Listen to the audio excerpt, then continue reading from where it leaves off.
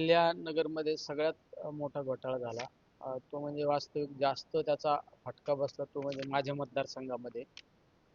त्याचा centre point Supa, Shrigonda आणि पुण्यातील काही भाग. त्याचा सिस्पे घोटाळा 2025ला उघडकीस आला. त्या घोटाळ्याच्या आमिषापोटी अनेक लोकांचं कुटुंब बरबाद झालं, उद्ध्वस्त झालं. ज्यावेळेस हा घोटाळा उघडकीस झाला त्यावेळेस मी आदरणीय शरदचंद्रजी पवार साहेबांना भेटलो आणि पवार साहेबांना मी माझं एक पत्र दिलं आणि त्या पत्रावर साहेबांनी मुख्यमंत्र्यांना रिमार्क केलं आणि ते पत्र त्याची एक कॉपी SP कार्यालयात सुद्धा दिली. नंतरच्या कालखंडामध्ये ते आरोपी ज्यावेळेस आम्हाला समजलं की दुबईमध्ये आरोपी आहेत, त्यावेळेस दुबईमध्ये आरोपी लपून बसल्याची ज्यावेळेस माहिती मिळाली त्यावेळेस सप्टेंबर 2025ला मी माझ्या काही सहकाऱ्यांची टीम दुबई या ठिकाणी पाठवली आणि त्यांच्या प्रत्येक बारीक हालचालीवर लक्ष ठेवलं. त्यांचे त्याबाबत वास्तव्य कुठे आहे, ते कुठला व्यवसाय करतात, या सगळ्या माहित्या गोळा करण्यासाठी आम्ही प्रयत्न केले आणि ज्या ज्या माहिती आम्हाला समजली ती माहिती आम्ही पोलीस अधीक्षक कार्यालय नगर या ठिकाणी आम्ही त्या माहित्या त्यावेळेचे तत्कालीन SP सोमनाथ घारगे होते, त्यांना त्या माहिती आम्ही पुरवण्याचं काम केलं. नंतरच्या कालखंडामध्ये ज्यावेळेस आम्हाला ट्रेस आउट झालं की हे दुबईमध्ये राहतात, हे अशा ठिकाणी राहतात, हे व्यवसाय यांनी अशा पद्धतीचे व्यवसाय सुरू करण्याचा प्रयत्न करत आहे. त्यावेळेस आपण 9 फेब्रुवारी 2026 रोजी देशाचे गृहमंत्री अमित शाह साहेबांना भेटून त्यांच्यावर आम्ही इंटरपोल करण्याची मागणी केली आणि CBI चौकशी लावण्याची आम्ही त्यावेळेस मागणी केली आणि चौकशीला गती देण्याच्या संदर्भात मी 2-3 वेळा आदरणीय अमित शाह साहेबांना त्या ठिकाणी भेटलो. नंतरच्या कालखंडामध्ये मार्च 2026 मध्ये इंटरपोलची कारवाई सुरू करण्यात आली एकूण 7 जणांविरोधात. त्यामध्ये अगस्ती मिश्रा, नवनाथ आवताडे, राहुल शामराव काळोखे जो काल पकडला तो, ययाती मिश्रा, शुभम आवताडे, गौरव सुखदेव आणि सुवर्ण आवताडे या 7 जणांवर यांच्यावर इंटरपोलची कारवाई सुरू केली. आमच्या टीमचे सदस्य 2025 पासून दुबईमध्ये कार्यरत होते आणि त्यांनी त्या काळामध्ये अनेक महत्त्वाच्या काही कागदपत्रा सहित माहित्या त्या ठिकाणी गोळा केल्या. त्यामध्ये आरोपीचे राहण्याचे ठिकाण, घराचे पत्ते त्या ठिकाणी शोधून काढले, त्यांच्या व्यवसायाचे परवाने, बिझनेस लायसन्स त्या ठिकाणी काय बिझनेस करतात ते शोधून काढले. बँक खात्याची माहिती सुद्धा आमच्या टीमने त्या ठिकाणी काढली. त्याचे इमिरेट ID संबंधितले पुरावे त्या ठिकाणी गोळा केले आणि त्यांचे कार्यालय कुठे आहे, काय ऑफिसची माहिती त्या ठिकाणी गोळा केली. ही सर्व माहिती आम्ही SP कार्यालयाकडे सुपूर्द करण्यात आली. त्यानंतर SP कार्यालयामार्फत न्यायालयामध्ये हे सर्व कागदपत्र इंटरपोलसाठी देण्याचे काम CBI कडे पाठवण्यात आले आणि त्यानंतर ती कारवाई सुरू झाल्यानंतर भारताच्या गृहमंत्र्यांना मी त्यानंतर परत पुन्हा एकदा त्या ठिकाणी भेटून या सर्व गोष्टीची माहिती दिली. परराष्ट्र मंत्रालय येथे अनेक वेळा प्रत्यक्ष जाऊन मी त्या ठिकाणी पाठपुरावा करण्याचा प्रयत्न केला आणि आमचे त्यावेळेचे SP सोमनाथ घारगे यांच्याशी बऱ्याच वेळा सातत्याने आम्ही त्या ठिकाणी मी आणि माझ्या टीममधील काही सदस्यांनी संपर्क करण्याचा प्रयत्न केला. त्यामध्ये राहुल शामराव काळोखे याचप्रमाणे इतर आरोपींविरोधातील दस्तवेज पुरावे माझ्याकडे काही उपलब्ध आहेत, योग्य वेळी ते सार्वजनिक ठिकाणी सुद्धा दाखवण्यात येतील.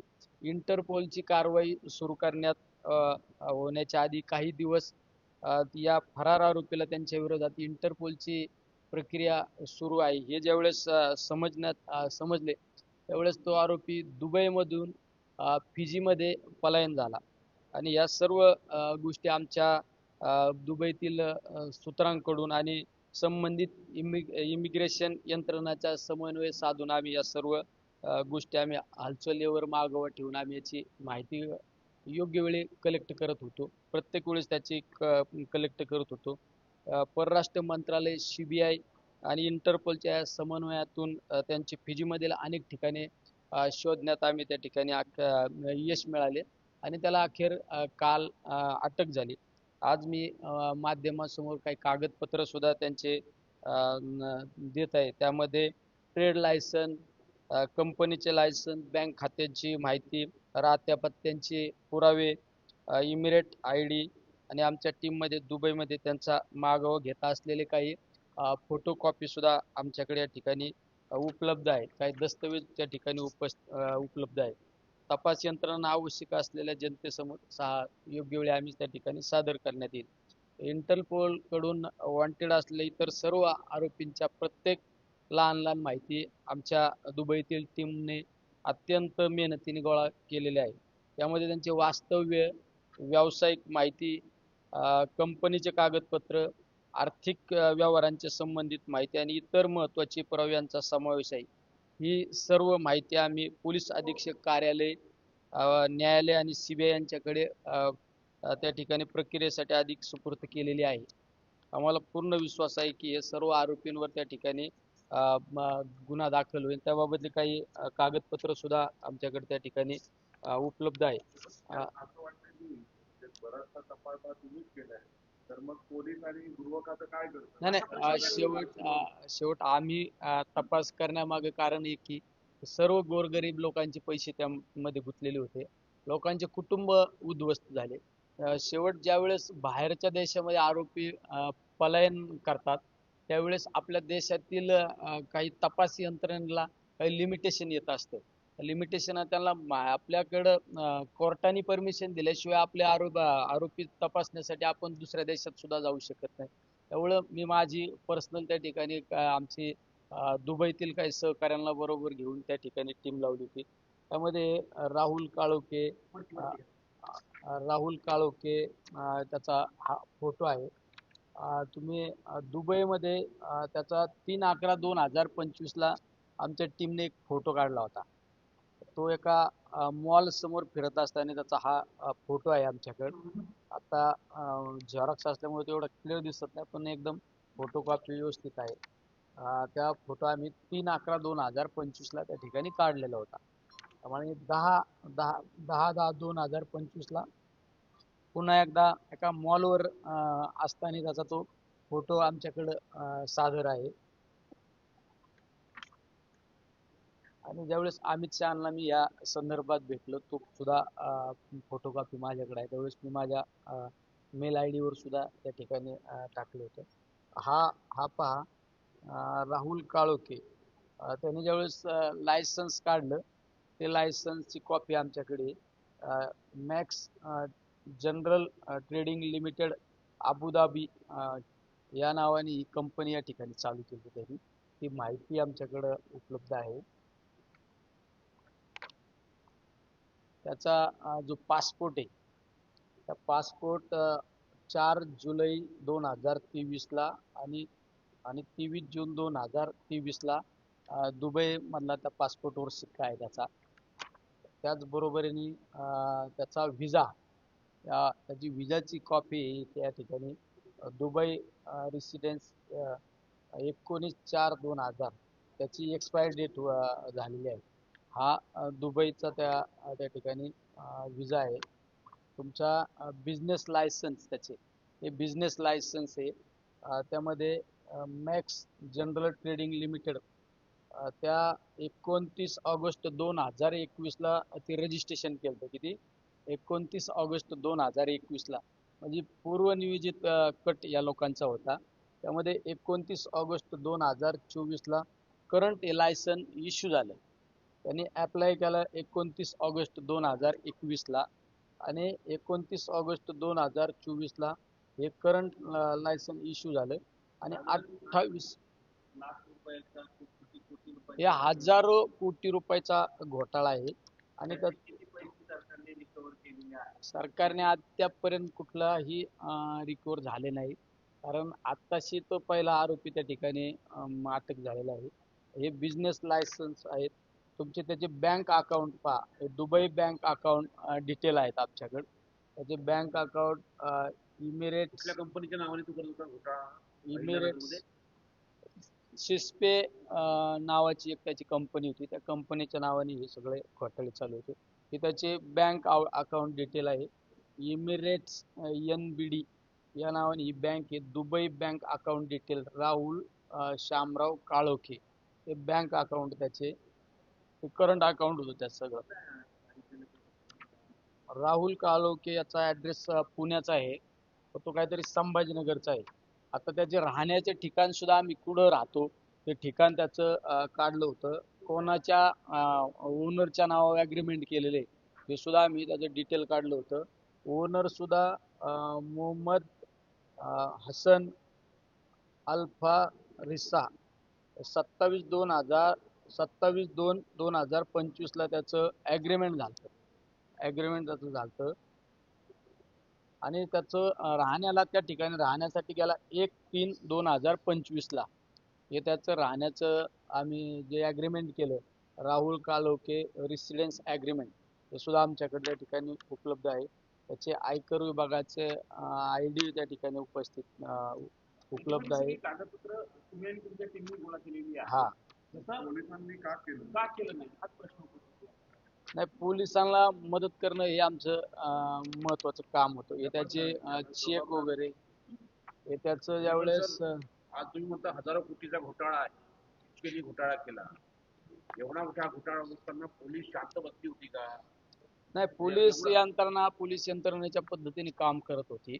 त्यावेळेसचे मी सांगितलं त्यावेळेसचे SP सोमनाथ घारगे म्हणून यांच्याशी मी किंवा आमची टीम त्या ठिकाणी नेहमी संपर्कात असायची. बऱ्याच वेळा आम्ही त्यांना माहिती दिल्यानंतर इंटरपोलची कारवाई त्यांनी सुरू केली. शेवट पोलीस यंत्रणेला दोष देण्यात अर्थ नसतो. शेवट त्यांनी त्यांच्या पद्धतीने काम करणं गरजेचं असतं. पण ज्यावेळेस सर्वसामान्य लोकांचे पैसे कुणीतरी एखादा हडप करत असेल त्यावेळेस लोकप्रतिनिधी या नात्याने आपली सुद्धा एक जबाबदारी लागते. शेवट माझ्या जवळच्या लोकांचे माझ्या गोरगरिबांचे ज्यावेळेस पैसे त्या घोटाळ्यामध्ये अडकले, गोरगरिबांचं कुटुंब उद्ध्वस्त झालं, त्यावेळेस मला त्या वेदना होत्या आणि मी माझ्या संपर्काचा निश्चित त्या ठिकाणी फायदा करून घेण्याचा प्रयत्न केला. तुम्ही म्हणताय तुम्ही प्रयत्न केले, तुम्ही कागदपत्र दाखवताय, अनेक लोकांकडनंही या सगळ्याबाबत अनेक राजकीय पक्षांचे नेते अनेक लोकप्रतिनिधी म्हणतायत की आम्ही या सगळ्याचा फॉलो केला. नाही, बोलणं वेगळं असतं आणि प्रत्यक्ष कृती करणं वेगळं असतं. समाजामध्ये दोन प्रकारचे लोक असतात. एक फक्त बोल घेवडे असतात, स्टेजवर येऊन मोठमोठ्याला गप्पा मारायचा, आणि एक वर्ग असा असतो तो निश्चित प्रामाणिकपणे काम करतो. जर प्रामाणिकपणे जर आम्ही या सगळ्या माहित्या गोळा केल्या नसत्या तर आज तो आरोपी अटक झाला नसता. तुम्ही ज्यावेळेस दुबईमध्ये ज्यावेळेस त्याला लक्षात आलं की माझ्या इंटरपोलची कारवाई होती त्यावेळेस तो आरोपी बहरीनला गेला. पहिला बहरीनला आरोपी गेला. त्यावेळेस आपली टीम बहरीनमध्ये पोहोचल्यानंतर तो फिजीला गेला असताना आपल्या त्या ठिकाणच्या काही यंत्रणेने दुबईच्या पोलिसांना बरोबर घेऊन फिजी गाठली आणि फिजी गाठल्यानंतर तो आरोपी त्या ठिकाणी त्या फिजीच्या पोलिसांना बरोबर घेऊन आरोपी त्या ठिकाणी डिटेक्ट झाला. आणि त्यावेळेस फिजीच्या लोकांनी सांगितलं, पोलीस यंत्रणेने सांगितलं की तो आरोपी तुम्ही दुबईला घेऊन जा. त्यावेळेस आपल्या यंत्रणेने सांगितलं की आरोपी दुबईला नाही पाहिजे, तो इंडियात पाहिजे. याबाबत सुद्धा आम्ही त्या ठिकाणी एकदम प्रामाणिकपणे त्या ठिकाणी काम केलं. काही माहिती आहे तुमच्याकडे? भारतात त्याला आता ज्यावेळेस त्याला अटक केलं, भारताकडे त्याच्या माहिती आल्यानंतर त्याला माझ्या माहितीनुसार आज किंवा उद्या 1-2 दिवसात आणू शकतात.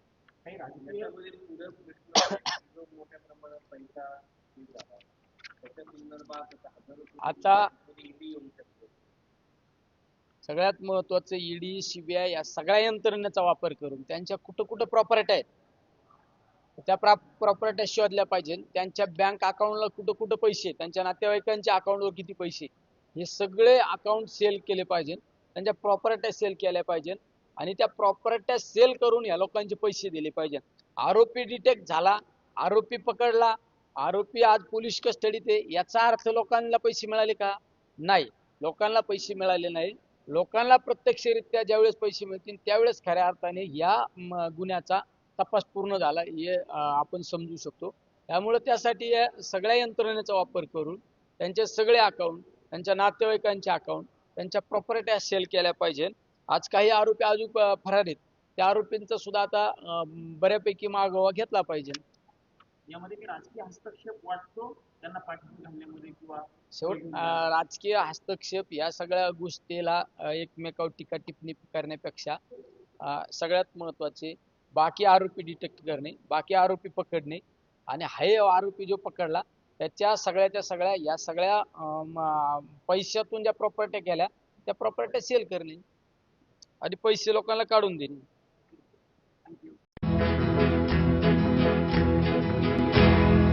मौज मजा मस्ती मध्ये रमते मन, निसर्गात नंदनवन साई बन. मौज मजा मस्ती मध्ये रमते मन, निसर्गात नंदनवन साई बन. साई बन सुटेचा आनंद लुटू झाडी हिरवीगार, प्राणी पक्षी कारंजे धबधब्यांची धार. ला ला ला ला ला ला ला ला ला ला ला ला ला. विरंगुळा विसाव्याचे बेतू क्षण, मौज मजा मस्ती मध्ये रमते मन. निसर्गात नंदनवन साई बन. साई बन. टेन्शन पासून राहू दूर, आनंद घेऊ पुरेपूर. हुरडा पार्टी वनभूषण या वैशिष्ट्यांसह अल्पावधीत लोकप्रिय झालेलं पर्यटन स्थळ साईबन.